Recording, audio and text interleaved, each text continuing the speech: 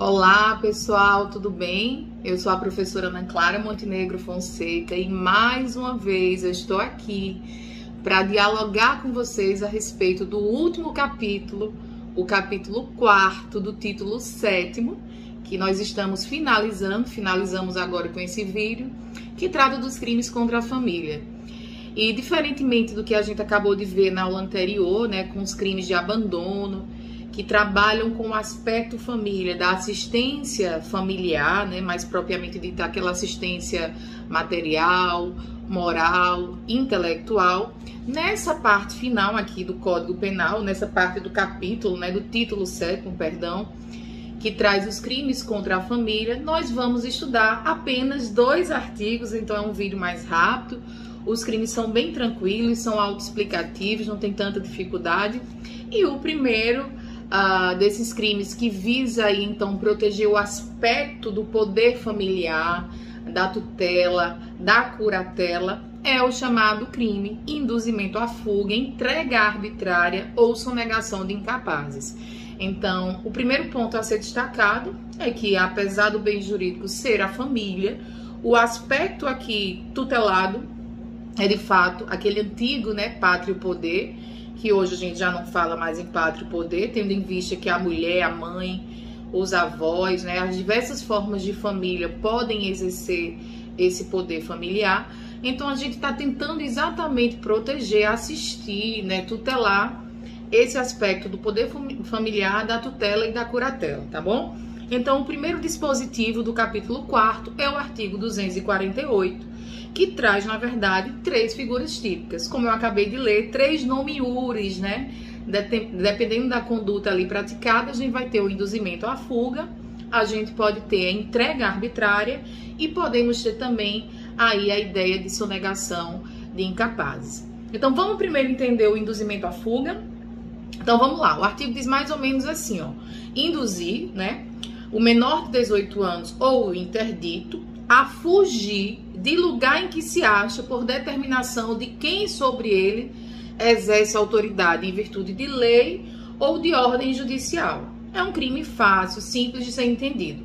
Imaginem só que os pais deixam determinada criança, deixam determinado adolescente numa escola de música, numa escola de dança, numa escola de inglês, e um terceiro induz aquele adolescente, aquela criança a fugir daquele local que o pai deixou.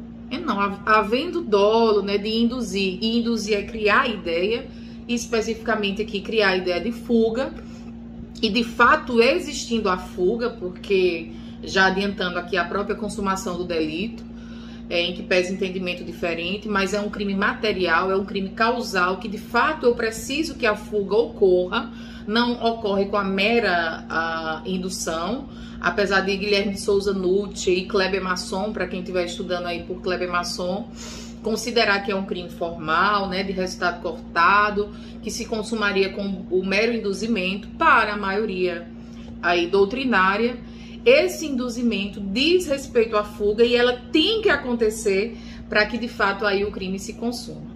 É importante que vocês lembrem que essa criança deve ter, ou esse adolescente, né, ou esse interdito que está sob curatela ou tutela, seja induzido a sair do local que os pais, que o tutor, que o curador deixou ali, tá? Para que haja o crime. Então, esse é o chamado induzimento à fuga. Fácil de ser entendido quando a gente coloca na ideia da vítima, quem é a vítima? O menor de 18 anos ou o interdito, para sair daquele local que a pessoa, os pais, por exemplo, que por lei tem autoridade sobre a criança e o adolescente, ou o tutor e o curador havia deixado aquele menor ou interdito naquele determinado local. O segundo crime, também previsto ainda no artigo 248, chama-se, né, tem nome iuris, entrega arbitrária. E esse especificamente traz conduta nuclear, traz como verbo núcleo o verbo confiar. Então, qual seria aqui a conduta principal dessa entrega arbitrária? Seria a ideia de confiar a outrem, sem ordem de quem? De quem tem autoridade por lei, né, dos pais, ou por ordem judicial, pode ser o tutor ou o curador. E aí a gente tem que ver de fato se tem ou não essa ordem do pai, do tutor e do curador. Então, confiar esse menor de 18 anos ou esse interdito a outra pessoa, né? Sem a ordem aí, sem a autorização do pai, do tutor, do curador. É importante que você já faça uma observação nesse crime chamado entrega arbitrária, que diz respeito a esse elemento normativo. Nós vimos que tem diversos crimes, né, aqui no contexto dos crimes contra a família, que trazem elementos normativos, né? Nós vimos na aula anterior que o elemento sem justa causa é muito presente nos crimes de abandono. Então, deixar de matricular o filho para a instrução primária e em idade escolar sem justa causa. Não pagar a pensão alimentícia sem justa causa. E eu expliquei para vocês que se trata esse sem justa causa de um elemento normativo do tipo. O elemento normativo do tipo é aquele que vai ser aquilatado, que vai ser verificado, no caso concreto, pelo magistrado. Então, o magistrado deve verificar se houve ou não a autorização do pai. Nada impede que o pai tenha autorizado, né? E alguém possa, por exemplo, entregar da escolinha a um terceiro que foi ali, por exemplo, pegar aquele menor, aquele interdito. Então, o pai avisa, manda um e-mail, manda por escrito, manda um bilhete. Na hora que ele chega na escola, ele confirma a autorização e um terceiro, evidentemente, foi ali pegar a criança ou o adolescente porque o pai autorizou. Então, não haveria, se assim o fosse, esse elemento imprescindível que deve existir, a contrário senso do que eu estou narrando aqui, deve existir para que o crime exista. Então, o pai autorizou, existiu ali uma ordem do pai, do tutor, do curador, é claro que não existe o crime. Então, o juiz, no caso concreto, vai verificar. O autor, por exemplo, comprova, eu sou a babá, eu comprovei que eu tinha autorização para pegar o menor ali na escola, né? Então, aquela outra pessoa que tinha confiado, né, o funcionário da escola, não praticaria o crime. Por quê? Porque esse elemento normativo do tipo, né, que vai ser aquilatado, que vai ser verificado, deve ser confirmado no caso concreto pelo juiz, ele não havia se confirmado, porque não existia a ausência de ordem. Na verdade, existia a autorização aí dos responsáveis para que aquele menor pudesse ser confiado, ou o interdito, né, pudesse ser confiado a um terceiro, tá bom? Então, essa é a ideia de entrega arbitrária. É exatamente arbitrária porque não existe a ordem do responsável. Então, a arbitrariedade, ela é conferida através da análise desse elemento normativo do tipo, tá bom? Bem tranquilo, né? Professor, e como é que esse crime se consuma, né? Também é um crime material ou causal, chamado doutrinariamente, tanto faz, se você quiser classificá-lo como material ou causal, essa classificação é em relação à consumação, né? Então, de fato, a gente precisa de uma modificação no mundo exterior, ou seja, de fato, o menor deve ser entregue, deve ser confiado, deve sair do âmbito de confiança da pessoa que o pai havia deixado, o tutor havia deixado, e deve ser entregue ao âmbito de confiança daquele outro que não tinha autorização para receber a criança. Então, deve haver essa modificação, deve haver essa entrega da criança, tá legal? E por fim, a gente pode falar então da última conduta prevista ainda nesse artigo 248 do Código Penal, que seria deixar sem justa causa, olha aí mais um elemento normativo do tipo, né, de entregar o menor de 18 anos ou interdito a quem legitimamente o reclame. Eita, aqui eu vou me omitir, aqui eu vou não entregar a quem de fato merece ser entregue aquele menor ou interdito. Imaginem o caso, por exemplo, de uma mãe que, a pretexto de vingar-se do ex-esposo, deixa de entregar, por exemplo, o menor ou interdito à pessoa que tem ali o direito de visita. Então, legitimamente, o horário de visita está judicialmente determinado, e aquela genitora, aquela mãe, por algum motivo, pode ser uma vingança em relação ao seu ex-cônjuge, não entrega a criança naquele momento de visita que legitimamente está reconhecido pelo juiz. Então, numa situação dessa, a gente poderia pensar na ocorrência do crime. Agora, vamos tentar imaginar o inverso? Vamos tentar aqui trazer um exemplo da ideia de quando legitimamente não ocorreria? Vamos supor que era o dia da visita do pai, tá legal? Então o pai tem direito a pegar aquela criança naquele dia. Mas naquele dia a mãe acordou, a criança estava muito mal e ela rapidamente levou a criança para um hospital em outra cidade, vamos supor. E o pai chegou ali sem saber direito o que aconteceu e acreditava que a mãe teria fugido, escapado e teria ocultado ali a criança propositalmente, né?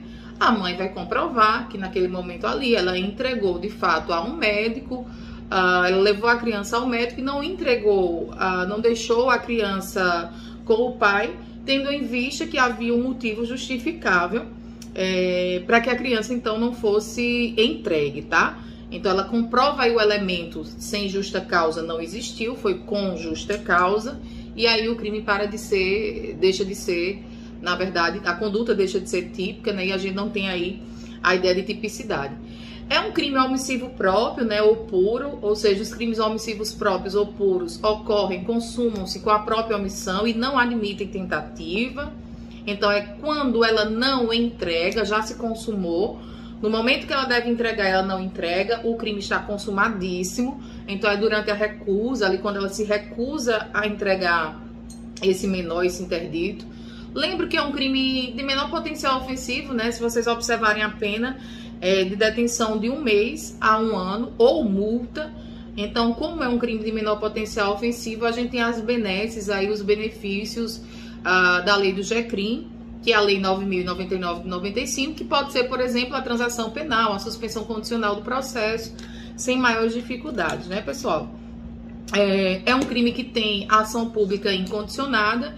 E só para não deixar de falar das flores, como eu falei inicialmente, temos que lembrar que nesse artigo 248 nós temos 3 condutas típicas. Quais sejam, vou repetir para recapitular: o induzimento à fuga, a entrega arbitrária e a sonegação do incapaz. Alguém colocar na cabeça do menor do interdito a ideia de fugir. Alguém entregar para outrem, sem autorização do pai, do tutor, do curador, aquele menor ou interdito. Por fim, quando alguém deixa de entregar o menor ou interdito para quem legitimamente o reclama. Professora, a senhora falou no início da aula que é um tipo misto, ou seja, tem mais de uma conduta nuclear. Verdade, é um tipo misto. Agora, professora, é um tipo misto cumulativo? As condutas, quando praticadas mais de uma em relação à mesma vítima, gera concurso? Então, é cumulativo o tipo? Ou é alternativo? Se eu realizo mais de uma conduta, né, em relação ao mesmo menor, ao mesmo interdito, eu permaneço tendo o crime como único. Vamos lá.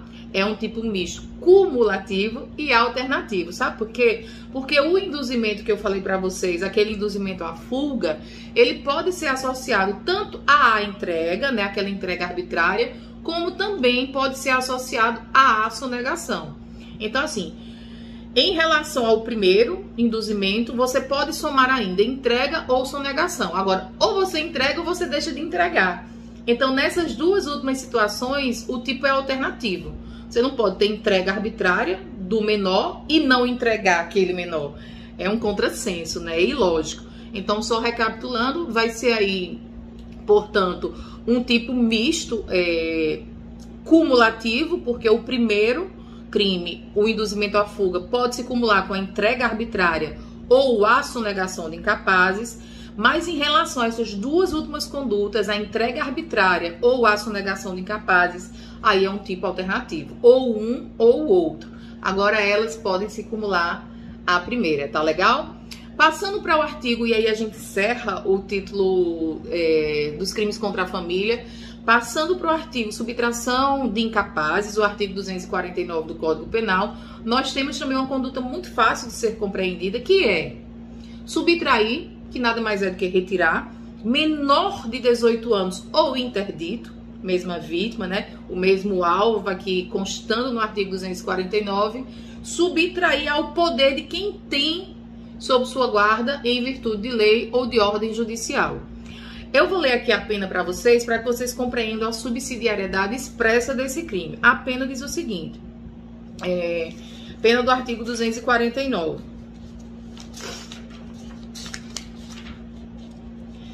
Pena de detenção de 2 meses a 2 anos, se o fato não constitui elemento de outro crime. Então vejam, aqui a gente tem uma subsidiariedade expressa, né? Apesar de ser um crime de menor potencial ofensivo, de 2 meses a 2 anos, ou seja, cabe todos os benefícios, transação penal, suspensão condicional do processo, da Lei 9.099, que é a Lei do GECRIM, a gente tem aqui uma subsidiariedade expressa. Por quê? Porque essa ideia de retirar menores ou interditos do poder de quem tem guarda em virtude de lei, ou seja, você tirar o menor ou interdito dos pais, do tutor, do curador, se você retira com uma outra finalidade, uma finalidade aí mais grave, vamos supor, você tirou, sequestrou o menor do poder dos pais e ainda ligou e solicitou uma vantagem.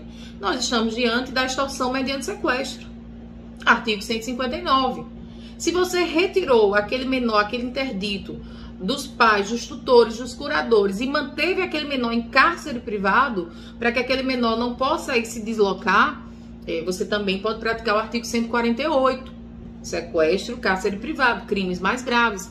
Então não esqueça que o dolo aqui do agente é subtrair a ideia do poder familiar, especificamente, da tutela e da curatela. Então aqui geralmente são situações, quando esse crime ocorre, geralmente ocorre entre familiares. Então assim, é por vingança. Então a mãe foi pegar o filho na escola, quando ela não deveria pegá-lo, né? Apesar de a mãe ter o poder familiar, mas naquele momento ali, vamos supor que não fosse, que seja uma guarda compartilhada e que não fosse os dias da mãe, né?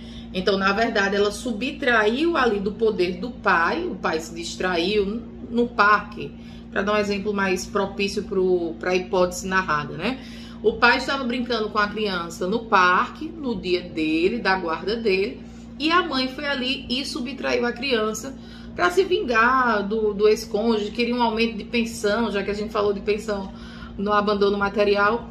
E tendo em vista essa intenção de subtrair a criança do poder familiar, não para privar a vítima, né, o menor ou o interdito, de sua liberdade ambulatória, o direito de ir, vir e permanecer, mas para, de fato, prejudicar o poder daquele pai ali, o poder familiar daquele pai, ela pratica o crime. Então, esse crime aqui, lembrem-se, é subsidiário, é só quando de fato existir esse contexto, essa intenção. O parágrafo 1º do artigo 149 traz pra gente a seguinte ideia: o fato de ser o agente, pai ou tutor do menor ou curador do interdito não o exime de pena, se destituído ou temporariamente privado do pátrio poder. Aí eu vou corrigir aqui para vocês, do poder familiar, né? Não existe mais só pátrio poder, tutela, curatela ou guarda. O que é que o ordenamento, o que é que o legislador, na verdade, quis trazer com esse parágrafo 1º, né? Ele faz referência, na verdade, aqui, no sentido de que o pai, o tutor, o curador do interdito, caso ele retire a criança, né, do poder ali de quem o tem, isso não deixa de ser o crime. Foi o exemplo que eu dei para vocês, né? Só que eu dei no exemplo da mãe, que aqui não se enquadraria, porque seria uma analogia aí em Malam Partem, né? Mas vamos inverter o exemplo que eu dei. Imagine que a mãe está no seu dia da guarda, então ela tem aquele poder legítimo de estar com a criança, e ele está no parquinho ali ela está no parquinho com a criança, e o pai, o tutor ou o curador daquele menor, daquele interdito, por mais que seja pai, tutor, curador, temporariamente está destituído, né? Está privado daquele poder familiar, daquela tutela, daquela curatela, daquela guarda. Então, mesmo que seja pai, tutor, curador, vai continuar praticando o crime. Então, esse parágrafo 1º traz uma norma explicativa para dizer que a condição, a relação que o sujeito tem com a vítima, não o exime aí do crime, não.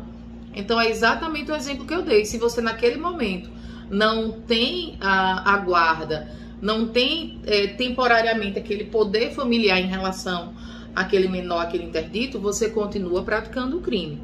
Não é porque você é pai, tutor, curador, tem a guarda, que você se eximiria aí do crime. Mas o próprio parágrafo 2º traz aí um benefício importantíssimo, né, para esse crime, que seria: no caso de restituição do menor ou do interdito, se este não sofreu maus tratos ou privações, o juiz pode deixar de aplicar a pena. Maravilha, pessoal.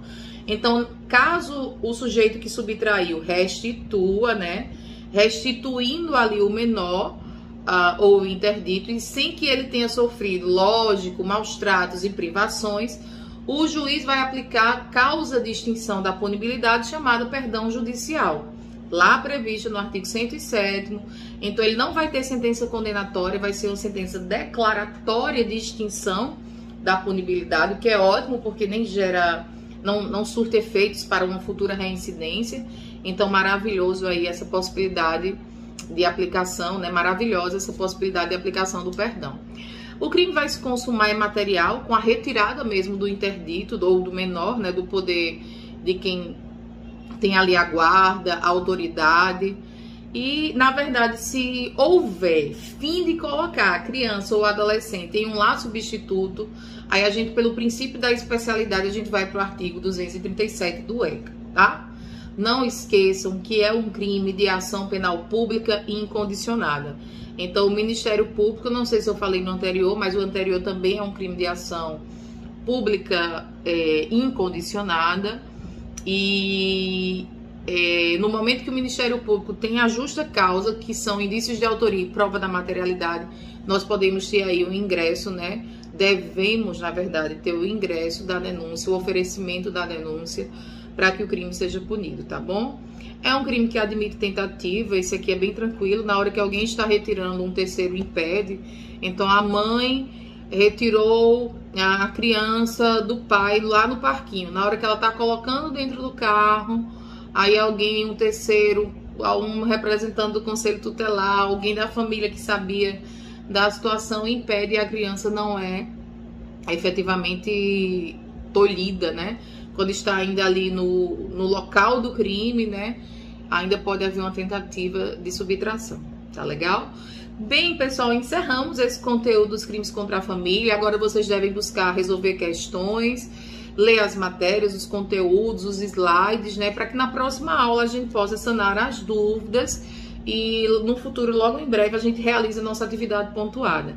Então, muito obrigada pela atenção de vocês e eu espero vocês nos próximos vídeos, tá bom?